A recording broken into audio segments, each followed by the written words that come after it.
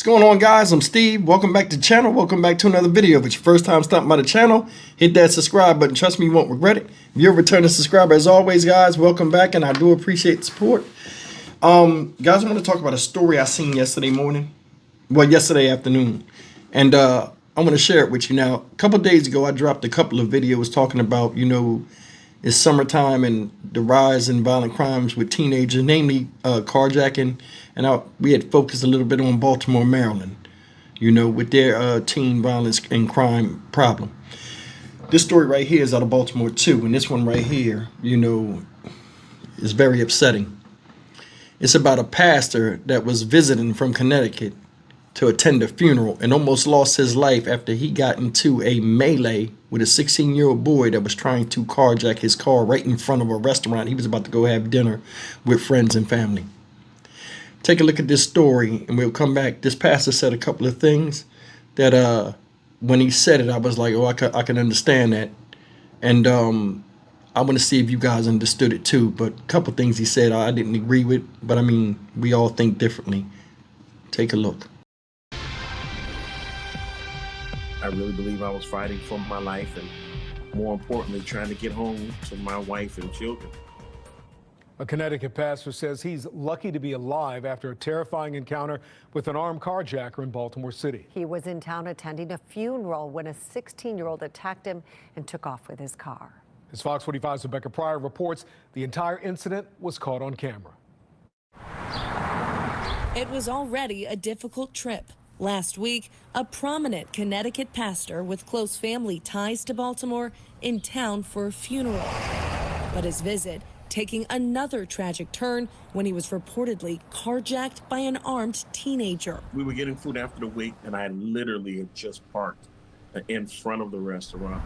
I hadn't been there 2 minutes. Kenneth Moles Jr. was sitting outside of Angie's Seafood along East Pratt Street when he says someone knocked on his window, claiming to be in need of help due to a dead cell phone. When I looked at him, I knew like something about this wasn't right. I was looking to kind of drive away, and he immediately pulls up with his ski mask. He has something to put it up over his face, whips out the Glock, points in the car, like, get out the car. Once he does, Moles says the masked individual hits him over the head with the weapon.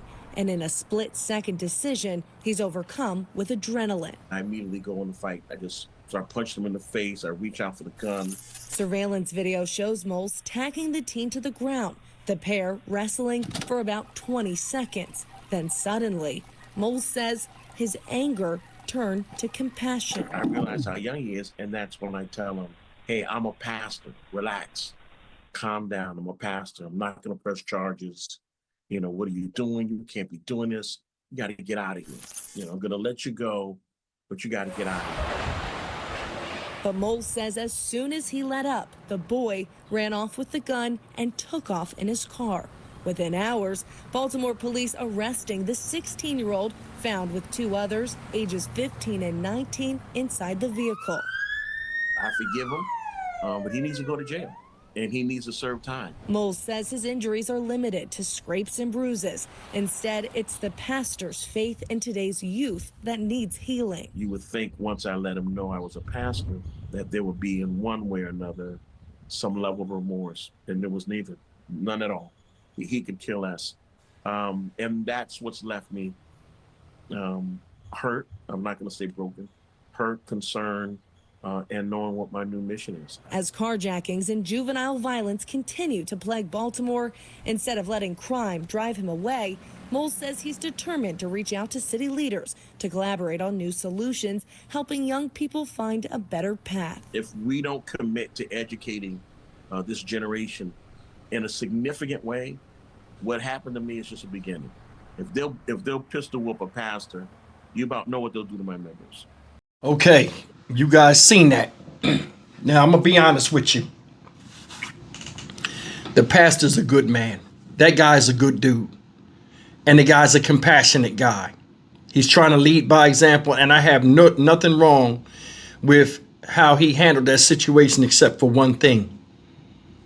He let the guy go with the gun. That boy could have shot you, sir. He didn't care that you was a pastor. He only saw you as a Vic, and he was going to try to get up on you. That's the thing. These kids nowadays, a lot of people are still stuck in the old school mentality where they're like, hey, this is just a kid. Yeah, well, you're just an adult, and they have no respect for you, and they show you when they hit you with the gun as you're getting out of the car, following directions at gunpoint. So I'm going to tell you something. I've been shot 3 separate times. I've been held up at gunpoint at least 8 times in my life. One of the times I was shot after following directions by a kid. So I think a little bit differently than a lot of people that have never been in that situation. I'm telling you, these kids don't care, a lot of them. And you know, the news, you see on the news, I do news reports on kids doing crazy stuff. This is not all kids, it's not. But in certain places, this is the motive and mentality of those that do this type of shit. He was shocked that the kid had no remorse or nothing. Just got up and got out of there. You let him leave, and you feel as though you did the right thing. You let him leave with that same gun. Yeah, you called the cops and stuff and reported it, which was good. But he went on and act like it was nothing. See, today's youth that do this type of stuff, when they out here preying on people, they remind me of children that are 1 year old or 2 years old. They see something, they touch it for a while, get bored with it, go to the next thing, and then constantly touching and moving. And same thing with crime nowadays. They moved off from you, they were able to move to somebody else. Now that boy was locked up. Most likely they let him go. Most likely they let him go. You was from out of town, they let him go. You saying you was shocked, that's the reality that's out here. And he said, you know, oh, I want to get with city leaders and talk about this and that. I disagree with that, because city leaders already know that there's a problem there and ain't doing shit about it, or acting like they ain't doing shit. Look what they doing. These kids ain't being found accountable. And that's real. It's the truth. And they getting worse and worse.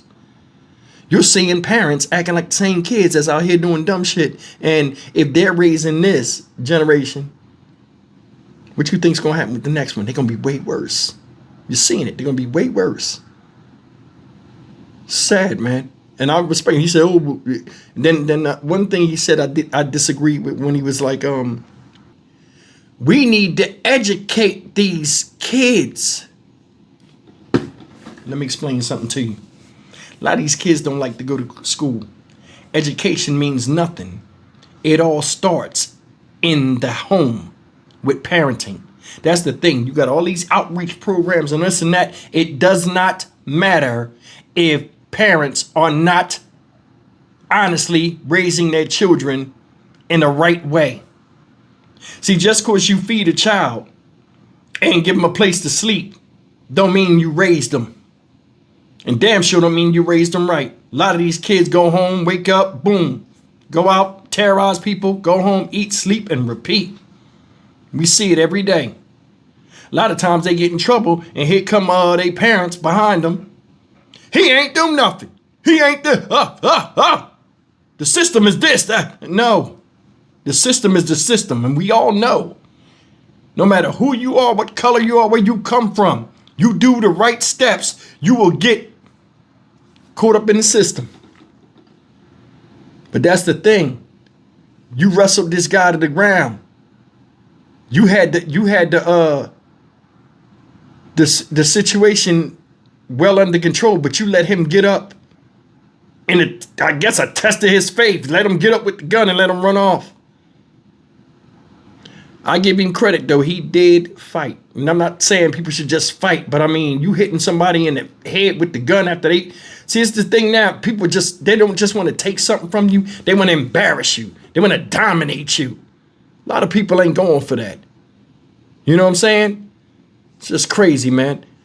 You a kid, but if you jump up in a grown man's face, a lot of times grown men will show you what grown men do. That's all I got to say about it. He's lucky that's the guy he jumped on, because a lot of people wouldn't be so friendly with him or so compassionate.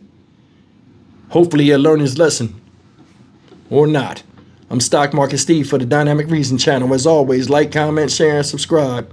I will see you in the next video. Take care.